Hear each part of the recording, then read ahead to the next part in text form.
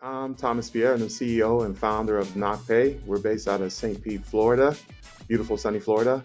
We're ISO, right? In this in the payments industry, we provide payments to those in need, right? Our motto is if it's legal, then we can find a payment solution for you. We like to be vendor agnostic, on my team and myself. So we're in the payments world, just helping those customers out, finding the right solution for them, customize those solutions to get them going, to accomplish some of their goals, and working closely with them and constantly staying up with the trends of what's in and out, what's coming up, and keeping them informed and in the loop, and then kind of just taking it from there. So in the jiffy, that's us in a nutshell. Awesome. Love it. Yeah. And especially as you're out in Vegas during Transact, just really grateful that you took some time to connect with us today on the webinar. Hopefully, the attendees get some value out of what we're going to discuss. And essentially, what we're going to be discussing today is what you see on the screen, right? Inbound marketing as a sales channel, getting leads from your website, getting leads from the internet, and then the associated fraud that comes with that. So, with that said, let's go ahead and kick off the PowerPoint. And specifically, Thomas, where I wanted to start this conversation is around exactly that organic value or domain authority of websites. So I wrote down a few things that we'll get into in particular, but maybe just to kick us off, Thomas, when you think about inbound marketing and how it relates to NocPay in particular, what are some of the things you try to win on when it comes to inbound marketing? When it comes to inbound marketing, it's brand awareness, right? That's the one of the biggest aspect, obviously. Not just me, other companies, but we try to run on brand awareness, getting us out there, showing people what we do and how we do little tidbits of information of how we can help them. There's different key points, right, that are out there that we touch on to try to attract them with our marketing and our marketing team and how we approach that way. There's different niches within our industry that we try to, become a vendor agnostic on when it matters. And that's the approach that we take when it comes to that. And then it's just researching and going through what's coming in, the data, reviewing that information, and then, you know, uh, taking that, having team meetings, of course, and then how to, like, all right, let's re up phase one, phase two, phase three. Our team will just go through that process and then try to increase that inbound, right? There's one or two things. Either we want the brand awareness of customers looking at NocPay and understanding what we do, or we're actually bringing in, and it's a lead gen type source that customers are coming in, reaching out to us. We're dropping that little seed in their mind for them, like, all right, let's reach out, no matter what the question is, or they may have. Yeah, I think that's really well said, Thomas. The word that sticks out to me mostly is awareness, right? We don't always, especially with inbound marketing, it's a lot different than maybe a more traditional outbound sales approach where you're cold calling, cold emailing, and eventually just trying to get people from step one to step two to step three and down the line. With inbound marketing, really the goal here is to put yourself and your website and your company in a position where when one of your potential customers is researching what you do, they're able to find you, right? So when they have a need in this case for payments, when they need a new payment processing account, they're going to go ahead and research that. And then when they're doing their research, we want them to find NocPay. That's kind of more of the concept of what we're talking about here. Correct. It's brand awareness, and you're climbing the ranks in the searches. Like, you just want them to think of you whenever they think payment. So with that being said, it's just you want that presence, and it's constantly pushing what we do out there and how we can help assist them. No doubt. And it looks like we do have a question that we'll take live. Thank you, Mike, for inserting a question. If anybody else has any as we go, feel free to add them as well. One of the questions one of the attendees had, Thomas, was, if someone has never done outbound marketing, how can they get started? So I could tell you my approach. I've not done it. It's a learning experience, and honestly, it's my team.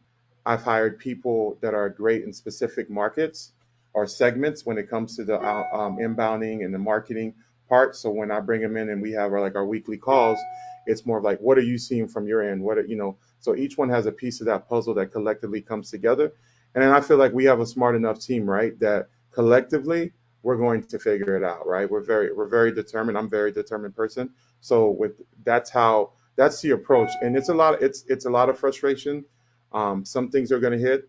You're going to get more things that don't hit, but it's a long haul, right? It's a long game. And through the different companies that we've worked with alongside, you learn that it's a process when it comes to getting that presence out there and climbing the Google ranks, than the organic way. So it's just more of you wanting willingness to learn and read what's out there and surround yourself with the right team members, from what you learn, and kind of collaborating in that way.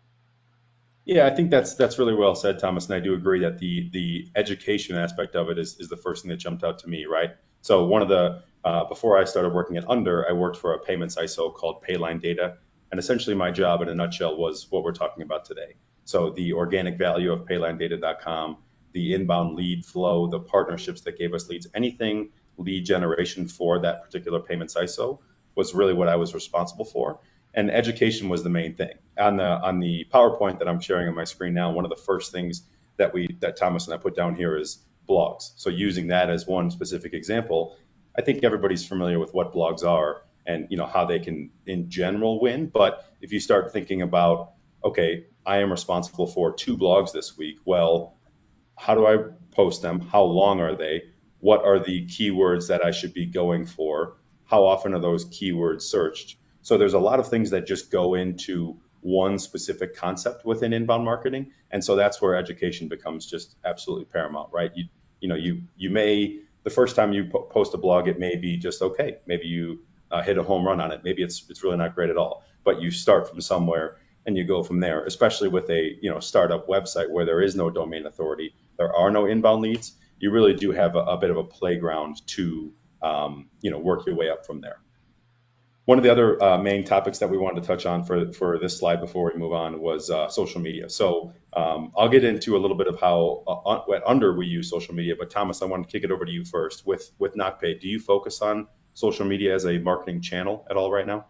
Yeah, we actually do, and we had a rebranding like mid last year. So it's funny because I kind of become obsessed with like impressions and likes of our pages and our different marketing, because as you're looking at the analytics with our team member, our social media marketing manager, it's crazy. Like you kind of fall in that trend of like how some people, like society, we knock on those people on, oh, how many likes you got on your pages or what's happening. But it matters because to us it kind of feels like, all right, our presence, and you've seen the increase over time, right? It's building. So we're very big on the social media. Obviously, that's our world that we live in now. So we make sure we attract on all this different various social media platforms. We have different activities that we do throughout. More recently, Easter, we had a Easter egg contest for kids, right? Parents get their kids and draw it, and then we did a collage of some sorts to kind of like, all right, now that we've collected this, we'll be posting the results. I mean, everyone wins, right? We weren't going to really pick anyone, but stuff like that, it matters, and you do it through all the different platforms. Again, just to have presence and the brand awareness, and you're there, and you want that it's kind of like a train, like the engine, like as it keeps going, you collect on that momentum, and it'll show, right? So that's kind of like our badge of honor in some sort, that okay, we're doing good because the numbers show that we're moving in the direction that we want to move, and also with calls coming in or even email that comes across my desk. It's like, okay, social media, it's working, but it does take some work for sure on finding that balance of how to attract the right customers. Yeah, I think the main thing there is social media is a really cool spot to let creativity shine, right? Like the Easter egg that you just mentioned is a really good example of that. That is something that is unique to NocPay, unique to the individuals at NocPay that put that on. And again, that you might not walk away with that with 4 new customers, but tying it back to what we started at the top is the awareness. Now someone is aware of your brand, the people at Hmm. your company even better. So again, when they have a need that you can solve, in your case, payment processing or what have you, then they're going to, either subconsciously or consciously remember that not pay and come back at that point. So it's allowing people to be aware of your company while they are researching. That's really the whole goal of this slide, whether it's a blog, whether it's an ad, if it's email marketing or social media. We're just trying to raise the brand awareness overall. Correct. Yep, couldn't agree. Yep, well said. Um, and so with that, Thomas, anything with NocPay specifically in your current role? So we talked a little bit about social media and blogs, but are you willing to share anything around the investment process around your inbound marketing that helps NocPay now? We're still figuring it out and laying our footprint. I test a lot. Again, like we recently hired, new team members, and everyone's bringing like their piece, their well experiences of how they've done it at previous companies, which is great. So we're doing a lot of trial and error and testing. Like I have individual that their expertise is LinkedIn and how to market LinkedIn, how to put the right postings, how you're not being annoyed by oh my God, they're annoying with how they approach, and you have other issues with that. So we have someone for that. We have someone for the Instagrams, the Facebook of the world. We have email marketing, right? We have some outbound marketing, but that goes along with the inbound, right? What happens when someone calls you? The follow up on that aspect of it. I mean, that one, everyone has their sauce, so we're trying to figure that out. But so that's why right now we kind of just testing the various ways that you can go out there on the social media platforms and attract, and how we can grow our market. There's different events that we do with Chamber. Like I'm tied to the Chamber in St. Pete where I'm at in Florida. So going there to the different events and meetings. So it's a constant rotation of things and tidbits. The end result, we know we're going to figure it out, and there's been signs showing us that we are going to figure it out. So it's just keep with the process type thing. Yeah, I think that's exactly right. Again, tying it back to the main theme is awareness. You're going to have to try multiple things to figure out what really sticks, and simultaneously your brand is going to grow. And then the end result is hopefully there's more conversion into leads and sales as you go. So before we transition the conversation a bit away from marketing and a bit into the fraud side of things, which is where we'll go Hmm. next, maybe just one quick question to tie the bow on marketing, Thomas, is we're talking a lot about generating brand awareness, but there's still an aspect of, all right, well, how do you, move that awareness into leads and then eventually customers? So you mentioned at NocPay now you have, an outbound team as well. How do you marry your inbound marketing efforts with your sales team now, again, to move people down the funnel into leads and hopefully customers? I mean, honestly, I try to teach them the talk approach, right? Get the customers talking. They've called in for a reason, or they've hit you up for a reason. Something has attracted them. What is it? Get them talking. What issues are they having? Trying to get an understanding of what their situation is going on. What value add can we bring to them? That's big, which is why we're always, I go to a lot of conferences and whatnot, and learn what other partners have out there, what other businesses have out there that can help the team. We say it, but you want to be sticky with those customers, right? Yeah. So you come in and you make it very personable. Our approach, anyway, we make it personable, make it sticky, listen to the need, and then honestly give an honest opinion. Not every deal is meant. You're not going to capture all of them, which is obvious. So we don't work hard to try to do that. We just work hard on giving facts as much as we can on what that need is. I mean, we've said no to some customers, right? Not because, hey, you're in a good situation, you got a good thing going on there. My hope is, hey, down the line, maybe something changes, you come to us, or hey, you might want to refer us. So that's just the approach that we take over here at Knock, and it's been working for us, and we just hope to, kind of grow from that and keep going. Yeah, I can appreciate that theme and a similar one for us at Under, where it's, we're talking about someone researching your company when they have a need. And so on that initial phone call with a salesperson, the word discovery rings true for me because you want to make sure that the person that you're talking to is even one of your potential customers, right? The worst thing that you can have is you're wasting the sales individual's time. Even if they do become a customer, then you're wasting customer success or onboarding time. So if you can move that discovery up the funnel, if you will, so that when the marketing and sales meets the potential customer, that there is an actual need here. I think the customer's better off. I think the salesperson's better off. I think the customer success for NocPay is better off as well. So it's just the more you can be on the right um, lane of discovery, I think the Hmm. better. Yep, couldn't agree. And you learn so much more when with these each. I mean, we're all the same, but we're all different, right? But you learn all the like you're learning as you're having those discussions and their point of views and stuff. And guess what? I'm big on taking that and applying it to the next guy, which Hmm. can close the deal. I love that. And we had a good question in the chat from William McKinney, wondering about the return on investment. So when looking at the metrics you receive after running campaigns on different platforms, his question is, how do you decide if the campaign was successful? And if so, how do you tie the metrics to the return on investment? I think the most important piece is tying the goal of the campaign to the return on investment. What I mean by that is sometimes you may run a Google ad where your specific goal is to get them to book a demo with your sales team. That is something that's pretty straightforward to measure in terms of return on investment. You spent X, you got 3 leads, you got 3 people, excuse me, you got 3 people to book a demo, you got 1 customer out of it. You can just do the math to see if that return on investment was a positive or negative one for you. But other ones, like Thomas and I talked about in the beginning with social media or blogs, the goal is going to be different. With a social media post, you may want someone to go from that individual post to your website. You can then retarget them later, or maybe they just view your website and exit, and then again, subconsciously or consciously are aware of your brand. With a blog, maybe you want them to view a couple different blogs, bounce around your website a little bit, and then eventually get in contact with your sales team or ask a question through a chatbot, whatever the case may be. So the only other additional context I would add, Will, is just make sure that the goal of the inbound marketing campaign is tied to the ROI, and they're all going to be a little bit different. But I think it's a wonderful question, and thank you for throwing that in there. Very good question.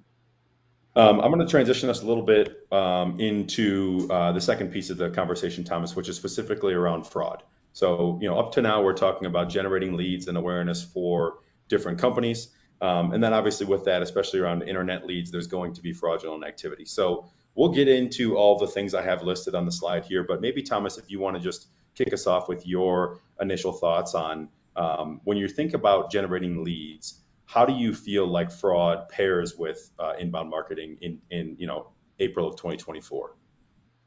I mean, it goes honestly, and now in our world today, it's hand in hand, to be honest, and you Yeah. have to be able to decipher that. Hopefully, you can decipher it early in the process and not late in the process. We have enough experience that we've been doing this for a long time that there's certain things that when they come your way, you need to be vigilant about and understand where it's going when it comes to the fraud. But nowadays with building that awareness and that brand, which is all the good that you want, um, you're also putting yourself out there for those type of characters to come at you. And even though we get excited when a lead pops in the inbox or we get a phone call and then we start asking those questions, which we have a pretty extensive format that we follow over here at Knock. We have to do it because um, we know those guys are out there and we know what the end game is. So we just have to be aware. Conference like this now, this will come up. What are you doing different? It's always like, what are you doing different? What are you seeing? Because at the end of the day, it hurts our industry. So if we can all be aware together and try to like eliminate it or look for that information, that it's only going to help us. Yeah, no doubt. And obviously, we put these 4 bullet points in here as some of the most common ones that we can get into. But I'm curious, Thomas, you mentioned it sounds like fraudsters and payments in particular will have, stolen credit cards, for example, or a stolen identity, and they'll actually go from a company like NocPay to another payments ISO and just kind of work their way around the industry in an effort to set up an account to run those stolen credit cards for one Yep. specific example. So, can you just touch on like some of the most common um, I guess, flags that you guys have in your funnel that says, hey, let's make sure we, kind of double check this lead or this customer? I mean, we know identity theft is big, right? What we do, and I can share some. There's nothing. What we do, like when we get certain calls in, right? I look at the location, I look at the area code where it's coming in, the information that they're giving me, tidbit to look at the location. Yes, does it match area code? Is that always a win? Not necessarily, because you can have a different area code and not be where your company, Right. so to speak, is. But we do look at that, right? We look at that type of information. We look at emails. You'd be surprised, like you're if you don't really pay attention and look at some of the details. Um, the it could be off, right? It could be an extra I, an extra A, extra Et. Like those are like some of the more common things that we know right away, and then we can. And then sometimes I've taught the team we don't catch it. It's constant, but we'll call the next day. We'll call the company, the office direct, and be like, hey. is Brett there? He called us yesterday and talked, and we've caught some like Brett didn't call you. Brett is, my 75-year-old dad, and he's not trying to get us processing and stuff. And that one is always a good one that you can do the next day when, especially if you get like an uneasy feeling, but yet you're getting all the answers, to check back, just to verify if they pick up at that number. Mike had a great question in the chat, and I'll actually take it to the next slide as well because it really is transitioning into the effect on payments companies. So the question Mike had was, if an ISO isn't holding risk, how does fraud negatively impact them? Well, it's relationships, right? Um, yeah, we don't hold risk on some of our partners, but I need to care.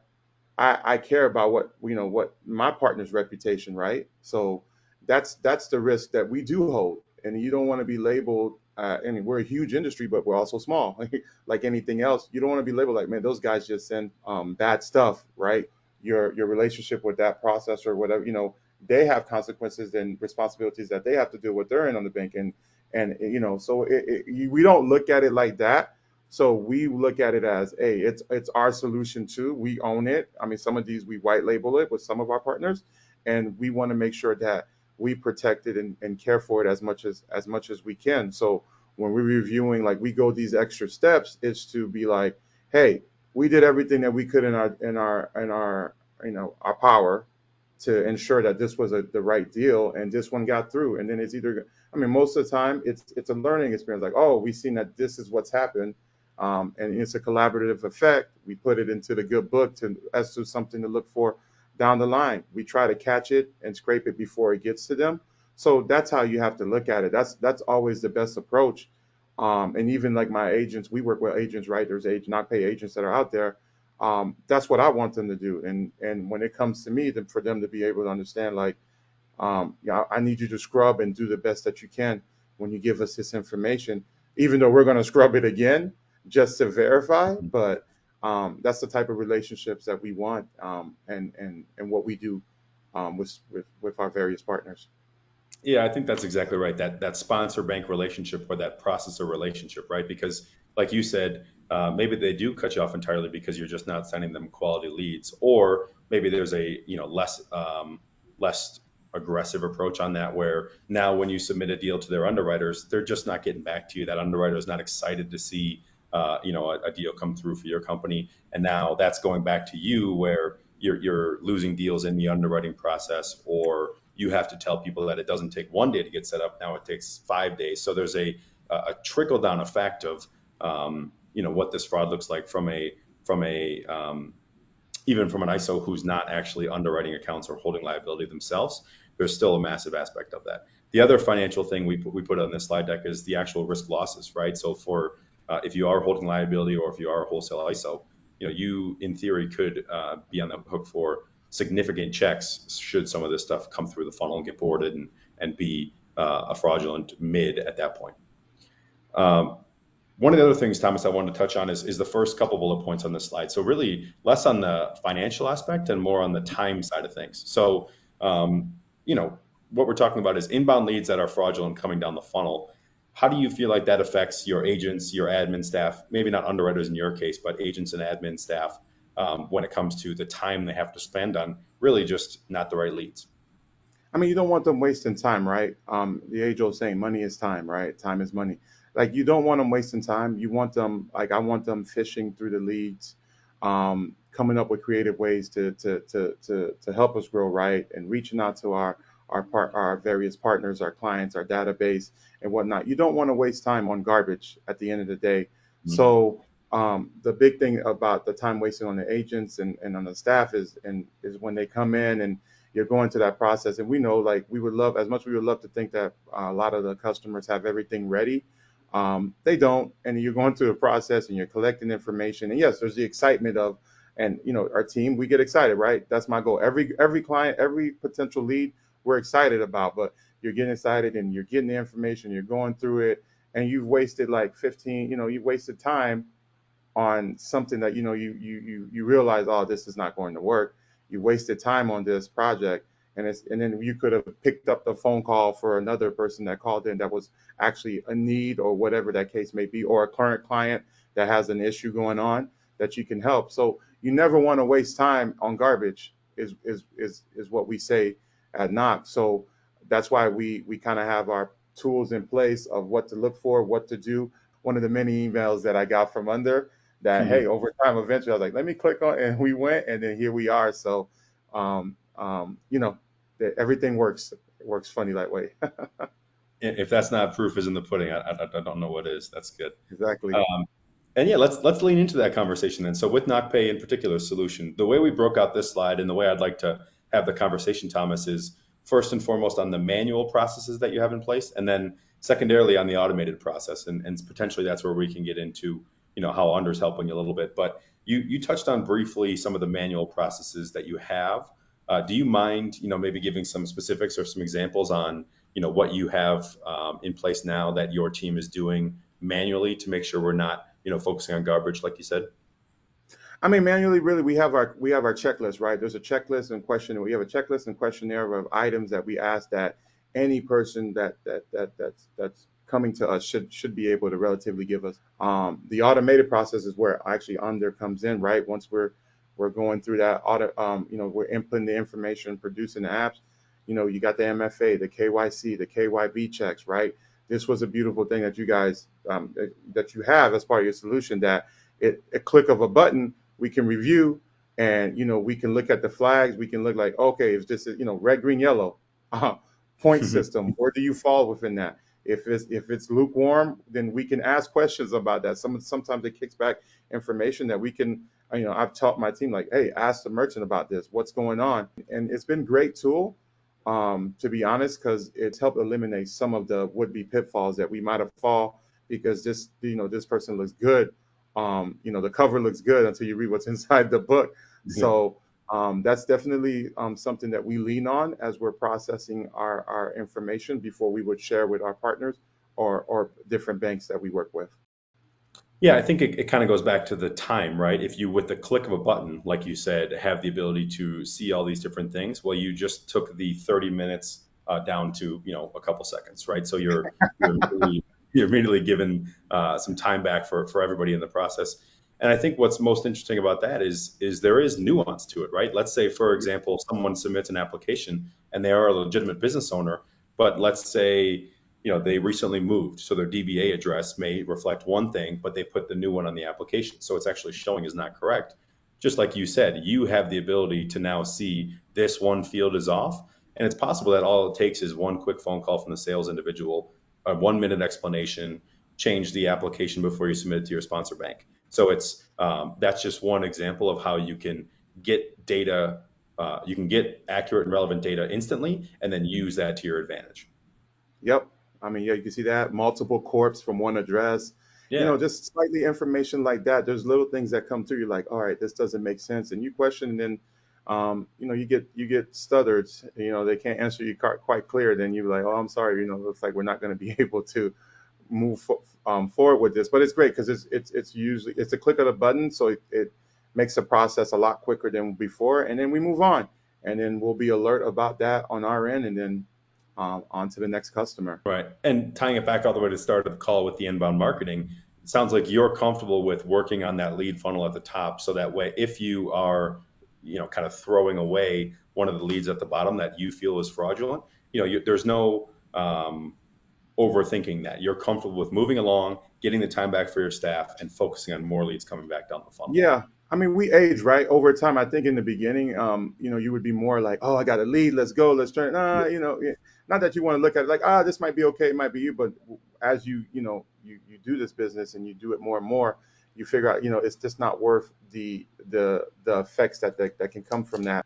Tools like yours, again, that we've added, there's clues and information from that we can collectively come up with information. And but again, going back to your question, yeah. It's easy to move away. It's not, we can say no, it's fine. And then Yeah. we just got to, I always say, we got to work harder for the next one. Yeah, and I think the other side benefit of that is if I put myself in the customer's shoes, and again, using the example I just talked about where I just moved, so my DBA address might be off on the application versus what the system says. If I get a call from NocPay, the individual who I submitted the application with, and they come back and say, hey, looks like this is one of the things we'll need to get cleared up before we move forward, I just feel like I'm working with a reputable brand that clearly has effective tools, has given me a good experience start to finish. And so I'm more likely to get set up with them and then more importantly, stay with them for a long time, right? Yep, that's what we want. Be sticky and be personable that you don't want to go anywhere else. Yeah. A question in the chat from Scott Stewart. Is it more common to start with the KYC, so know your customer, initially, or to use them after something seems suspicious? So Thomas, I'm actually intrigued. Do you guys run a KYC on every customer that comes through, or is it after some of the manual checks? After the manual checks, right, we get the information collectively because you want the whole story, or as much as the whole story as you can get, right? For like you said, somebody moved DBA, you can, there's different, they move addresses. There's different things that come out there. I like to at least have the whole story, the whole picture when we collect that information up front, enter it into our system as if we're going to pursue it, because we always come back like, hey, we have multiple options. Let's see what's going to be the best for you, and we'll get back. That's always like our follow up, which is just allows us to be able to do a check and come back, 24 hours later or whatever that case may be, and kind of go over the information. And then once it's entered, our team will run the checks and verify and see what the numbers show, how they come back. And then from that, then I'm like, all right, we got a green light on this. Then let's pursue what we can do for them, right? What's going to be the ideal situation for them? And usually between 24 and 48 hours, we'll get back to that customer with the solution and what we're going to do and kind of go there. Yeah, it kind of makes it hard if you want to close something right away on the deal, right now, right then. I think that's more of a face-to-face type of scenario. But when it's coming in from online, you just have to do your due diligence nowadays with the fraud, you have to do your due diligence, scrub as much as you can, and then go from there. Yeah, I mean the word we used before was mandatory, right? It's so common. It's constantly evolving. It really is mandatory when looking at inbound leads or selling on the internet for sure. Yep. Only 2 minutes left in the webinar. So, and I know Thomas is again gracefully giving us time while he's at Transact in Vegas. So I know he's got some people to go meet. Any other questions before we disconnect today? Feel free to throw them in the chat, throw them in the questions. Obviously, for everybody that did throw a question in there, all super relevant. Appreciate that. If there are any additional questions, you can reach out to Thomas. You can reach out to me. We are here as resources all the time. Yep. Thank you. I appreciate it, Colin. Thanks again for this opportunity and being able to do this with Under. Appreciate it all. And yeah, any questions, my email, anything, feel free to ask. I'm always willing and happy to chat about what we're doing and see what can be done. Love it. Thank you again, Thomas. Thanks for all the attendees, and we will connect with everybody again soon. Thank you. Bye.